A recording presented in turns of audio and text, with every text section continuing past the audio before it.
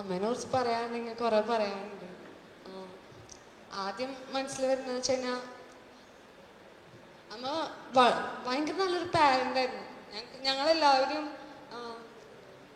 ഒരു പ്രത്യേക രീതിയിലാണ് പാരന്റ് ചെയ്തെടുത്തത്. ലൈക്ക് ചെറിയ കാര്യങ്ങൾ പോലും എനിക്ക് തോന്നുന്നു ചെറുപ്പം മുതലേ ചെറിയ കാര്യങ്ങൾ പോലും വളരെ രസകരമായിട്ട് ചെയ്യിപ്പിക്കുന്നത്. ഞങ്ങള് പണ്ട് ഇങ്ങനെ മമ്മി ഇങ്ങനെ ഏതെങ്കിലും സ്ഥലത്ത് ടോക്ക് കൊടുക്കാൻ അങ്ങനെയൊക്കെ പോകുമ്പോൾ ഞങ്ങളെ നന്മ നിറഞ്ഞ മറിയമേ എന്ന പ്രാർത്ഥന പല ഭാഷയിലും പഠിപ്പിച്ചു തുടങ്ങി.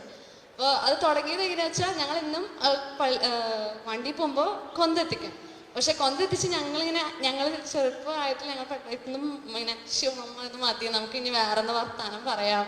അപ്പം അമ്മ അന്ന് തുടങ്ങിയ ഒരു സംഭവമാണ് നമുക്കിങ്ങനെ ഓരോ ഭാഷയിലും ഓരോ ജേർണി പോകുമ്പോൾ നമുക്ക് ഓരോ ഭാഷയിലും ഇങ്ങനെ നന്മ തന്നെ പറയുമ്പോൾ പഠിക്കാം.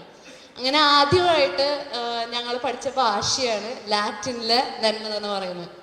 അപ്പോൾ ഇപ്പോഴും ഓർമ്മ അതിങ്ങനെ ഓരോ ലൈൻ പഠിക്കുമ്പോൾ ഇങ്ങനെ തമാശയിലാകുമ്പോൾ ഇങ്ങനെ ഓരോ ലൈൻ ഇങ്ങനെ അതിൽ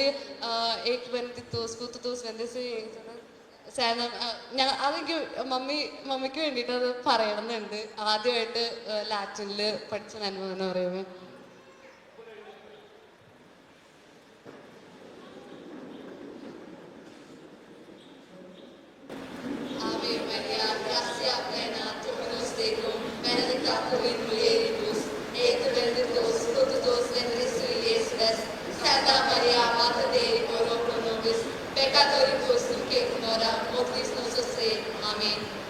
അമേൻ. പിന്നെ എനിക്കൊരു ചെറിയൊരു അനുഭവം പറയാനുണ്ട്. ഞാൻ അമ്മേനെ കണ്ടിട്ട് ഇപ്പൊ കുറച്ച് മാസത്തിന് കൂടുതലായി. ഞാനപ്പോ ഒരു സമയത്ത് ഞാൻ ഡൽഹിയിലാണ് പഠിക്കുന്നത്. അപ്പൊ ഞാനിങ്ങനെ ഒരു ദിവസം എനിക്കിങ്ങനെ പനി അടിച്ചിരിക്കുമായിരുന്നു. നല്ല തണുപ്പുള്ള സമയമാണ്, നല്ല പനി അടിച്ചിരിക്കുമായിരുന്നു. അപ്പൊ ഞാനിങ്ങനെ എങ്ങനെയും ഞാൻ വീട്ടിൽ വിളിച്ചിട്ടുണ്ടായില്ല. ഞാൻ ഒരു പ്രാവശ്യം വിളിച്ചപ്പോൾ അമ്മ എടുത്തില്ല. അപ്പൊ ഞാൻ വിളിച്ചപ്പോൾ അമ്മ എന്തായാലും തിരിച്ചു വിളിക്കാതിരിക്കാം, എന്തായാലും ഞാൻ പിന്നെ നോക്കിയില്ല. ഞാൻ എന്നിട്ട് ഇങ്ങനെ ചെറുതായിട്ട് ഭയങ്കര വിഷമമായിരുന്നു. എനിക്ക് അന്ന് ഇങ്ങനെ ഭയങ്കരമായിട്ട് അപ്പേനെ എല്ലാവരും ഭയങ്കര മിസ് ചെയ്ത ദിവസമായിരുന്നു. എൻ്റെ രാത്രി എനിക്ക് തോന്നുന്നു ഒരു 9 മണി ആയപ്പോൾ അമ്മ എന്നെ വിളിച്ചു. അമ്മ എനിക്ക് തോന്നുന്നു ഞാൻ അമ്മേനെ വിളിച്ചിട്ടില്ല, ഞാൻ പപ്പേനെ വിളിച്ചേ. അമ്മ എന്നെ തിരിച്ച് രാത്രി വിളിച്ചു. അങ്ങനെ അമ്മ പറഞ്ഞു, സ്വർഗം നിനക്ക് ഈ കോളടിക്കാനായിട്ട് എനിക്ക് തോന്നി, അതാണ് ഞാൻ ഈ കോളടിക്കണേ, എന്തുണ്ടായെന്ന്. എൻ്റെ കണ്ണു നിറഞ്ഞൊരു ദിവസമായിരുന്നു അന്ന്. ഞാനിങ്ങനെ അമ്മ ഇങ്ങനെ അത് സ്വർഗം നിനക്ക് കോളടിക്കാനായിട്ട് തീരുമാനിച്ചിട്ടുണ്ട്, അത് കാരണമാണ് ഞാൻ വിളിക്കണേ, എന്തുണ്ടായേ. എനിക്കിങ്ങനെ അമ്മ എൻ്റെ അടുത്തില്ലെങ്കിലും അന്ന് എനിക്ക് അമ്മ എൻ്റെ അടുത്തുള്ള പോലെ ഒരു ഫീൽ ആയിരുന്നു. കാരണം ഈശോ അമ്മയിലൂടെ സംസാരിച്ച പോലെ എനിക്ക് അന്ന് തോന്നി. ഞാൻ എന്നിട്ട് അമ്മയോട് പറഞ്ഞു, അമ്മ എനിക്ക് ഭയങ്കര വയ്യായാണ്. ഞാൻ പറഞ്ഞു, ഞാൻ പ്രത്യേകം പ്രാർത്ഥിക്കുന്നുണ്ട്. ഞാൻ പ്രാർത്ഥിച്ചുകൊണ്ടിരിക്കുമ്പോൾ എനിക്കിങ്ങനെ നിന്നെ വിളിക്കാനായിട്ട് തോന്നാം, ഇങ്ങനെ പരിശുദ്ധാത്മാവ് ഭയങ്കരമായിട്ട് നിന്നെ വിളിക്കാൻ തോന്നാം. അങ്ങനെ വിളിച്ചത് കോളാണ്. ഞാൻ ഒരിക്കലും മറക്കില്ല. എൻ്റെ ഭയങ്കര ഒരു അനുഭവമായിരുന്നു എനിക്ക് അന്നത്. ലൈക്ക് അങ്ങനെ. പക്ഷെ അമ്മ വേറെന്തേലും പറയണ്ട.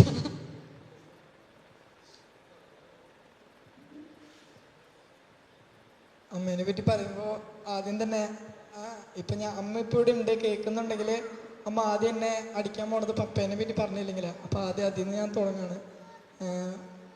ഞാനിപ്പോഴും ഈ ആൾക്കാരിങ്ങനെ പറയും, നിനക്ക് എന്നെ അച്ഛനാവനാണോ, കല്യാണം കഴിക്കാൻ പോകണോ എന്നൊക്കെ ചോദിക്കുമ്പോൾ കല്യാണം കഴിക്കണത് ഞാൻ എപ്പോഴും ഒരു ക്വസ്റ്റ്യൻ മാർക്കായിട്ട് പറയാറുണ്ട്. കാരണം എന്താ വെച്ചാൽ അമ്മയുടെ പോലെ ഒരു അമ്മേനെ എനിക്ക് ഭാര്യയായിട്ടും പിന്നെ അപ്പേനെ പോലെ ഒരു ഭർത്താവാൻ എനിക്ക് പറ്റിയില്ലെങ്കിൽ കല്യാണം എനിക്ക് വേണ്ട എന്നുള്ള രീതിയിലൊക്കെ ഞാൻ വിചാരിക്കാറുണ്ട്.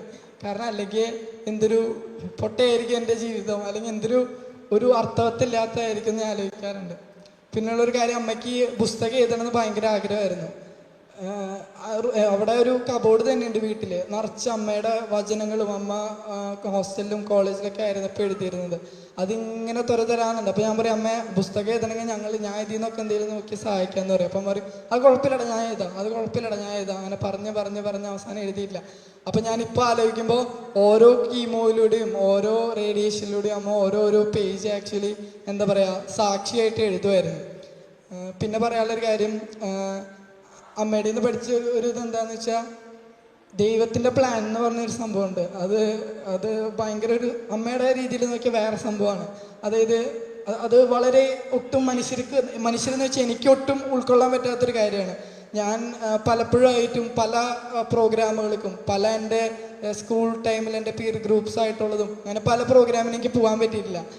കാരണം അമ്മ പറയും എടാ അതിന് പോണോ, അപ്പം ഞാൻ ആദ്യം എനിക്ക് പോകണം എന്ന് പറഞ്ഞ് നിർബന്ധിച്ചാലും പിന്നെ എനിക്ക് മനസ്സിലാവും അമ്മ വേണ്ട എന്ന് പറഞ്ഞിട്ട് അത് ചെയ്തിട്ടുണ്ടെങ്കിൽ എൻ്റെ അത് മണ്ടത്തരമാണ്. അത് നമ്മൾ ചെയ്ത് നമ്മളിങ്ങനെ നമ്മളെ തന്നെ പൊട്ടനാക്കുമായിരിക്കും. ഇപ്പം അമ്മ പറയാണ്, ഇപ്പം ഞാനിപ്പോൾ സ്കൂളിൽ പഠിക്കാൻ പറയാം, എടാ നീ സ്കൂൾ നിർത്ത്, നീനിപ്പോൾ പഠിക്കണ്ടെന്ന് പറഞ്ഞാൽ എന്താണെന്നറിയില്ല, അപ്പം തന്നെ ഞാൻ പഠിപ്പ് നിർത്തി പോരും. കാരണം അമ്മ അത് ഓരോ കാര്യങ്ങൾ എനിക്ക് വേണ്ടി ചെയ്യുന്നതും ഓരോ കാര്യങ്ങൾ എനിക്ക് വേണ്ടി പറയുമ്പോഴും അത് ഈശോയോട് പ്രാർത്ഥിച്ച് എടുക്കുന്നൊരു തീരുമാനമാണ്.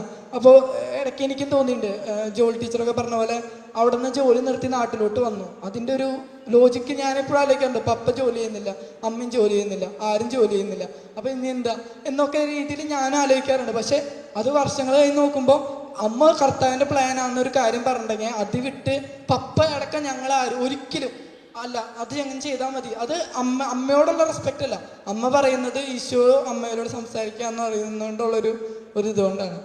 പിന്നെ ഒരു കാര്യം കൂടി ഉണ്ട്, അമ്മയുടെ നിന്ന് ഞാൻ മോഷ്ടിച്ച ഒരു വചനമുണ്ട്, അത് പറഞ്ഞിട്ട് ഞാൻ നിർത്തുവാണ്. റോമ 8:38-39. എന്തെന്നാൽ മരണത്തിനോ ജീവനോ ദൂതന്മാർക്കോ അധികാരങ്ങൾക്കോ ഇക്കാലത്തുള്ളവയ്ക്കോ വരാനിരിക്കുന്നവയ്ക്കോ ശക്തികൾക്കോ ഉയരത്തിനോ ആഴത്തിനോ മറ്റേതെങ്കിലും സൃഷ്ടിക്കോ നമ്മുടെ കർത്താവായ യേശു ക്രിസ്തുവിലൂടെയുള്ള ദൈവസ്നേഹത്തിൽ നിന്ന് നമ്മെ വേർപെടുത്താൻ കഴിയുകയില്ലെന്ന് എനിക്ക് ഉറപ്പുണ്ട്.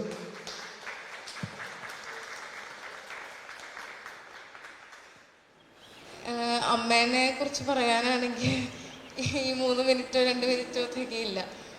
അപ്പം ഞാൻ അവസാനമായിട്ട് അമ്മേനെ കാണുന്ന 1 മാസം മുമ്പായിരുന്നു. അപ്പം പ്രാവശ്യം അമ്മേനെ കാണാൻ പോകുമ്പോൾ എന്ന് പറയുമ്പം ആകെ ശരീരത്തിൽ മൊത്തം ട്യൂമർ ബാധിച്ച സമയമായിരുന്നു. അപ്പം എൻ്റെ ഇപ്പോഴത്തെ അറ്റൻഡൻസ് നോക്കുവാണെങ്കിൽ എനിക്ക് അറ്റൻഡൻസ് ഇല്ല, ഞാൻ 2nd ഇയർ പഠിക്കുവാണ്. അപ്പം എന്നാലും ഞാൻ പറഞ്ഞു എനിക്കൊരു കുഴപ്പമില്ല, ഞാൻ എത്ര അധികം എനിക്ക് ദിവസം അവിടെ നിൽക്കാൻ സാധിക്കുന്നോ അത്രയും ദിവസം ഞാൻ അമ്മയുടെ അടുത്ത് നിൽക്കുമെന്ന് പറഞ്ഞിട്ട് ഞാൻ നിന്നിട്ട് അമ്മയ്ക്ക് നടക്കാൻ പറ്റില്ലായിരുന്നു ആ സമയത്ത്. അപ്പം നമ്മൾ അമ്മേനെ എടുത്തുകൊണ്ട് വീൽ ചെയറിലാക്കി അങ്ങനെയൊക്കെയാണ് വാഷ്റൂമിലേക്ക് കൊണ്ടുവന്നത്. അപ്പോഴും അമ്മയുടെ ടെൻഷൻ എന്ന് പറയുന്നത് എൻ്റെ വേദനയാണ്. എനിക്ക് അമ്മേനെ താങ്ങുമ്പം എൻ്റെ കൈക്ക് ഉണ്ടാവുന്ന വേദനയാണ്. അത്രയും ശരീരം മൊത്തം ട്യൂമറായിട്ടിരിക്കുമ്പോഴും എൻ്റെ വേദനയെക്കുറിച്ചാണ് അമ്മയുടെ വ്യാകുലതയായിരുന്നത്. എല്ലാ കാര്യങ്ങളിലും നമ്മളെക്കാളും കൂടുതൽ അത്രയും വേദനയെ കൂടെ പോകുമ്പോഴായാലും അമ്മയുടെ വേദനയെക്കാളും നമ്മുടെ വേദനയ്ക്കായിരുന്നു മമ്മി എപ്പോഴും പ്രാധാന്യം കൊടുക്കുന്നത്. അപ്പം എൻ്റെ അടുത്ത് പറയും നീ റെസ്റ്റ് എടുത്തോ. ഞാൻ ആലോചിക്കുമ്പോൾ എന്നെക്കാളും കൂടുതൽ വേദനയുള്ള ഒരാളിവിടെ ഉണ്ടാകുമ്പം ഞാൻ എങ്ങനെ എനിക്കത് ചെയ്യാൻ പറ്റും എന്നുള്ളതായിരുന്നു. ഞാൻ ഇപ്രാവശ്യം വന്നിട്ട് തിരിച്ചു വരുമ്പം മമ്മി പറഞ്ഞൊരു വാക്കായിരുന്നു, അടുത്ത പ്രാവശ്യം നീ എന്നെ കാണുമ്പം ഞാൻ വളരെ ഹെൽത്തി ആയിരിക്കും, ഞാൻ വളരെ ഹാപ്പി ആയിരിക്കുന്നത്. ഇന്നത് നോക്കുമ്പോൾ എന്ന് പറഞ്ഞാൽ ഇപ്പം ഞാൻ അമ്മേനെ പിന്നെ കാണുന്നത് ഇപ്പോഴാണ്.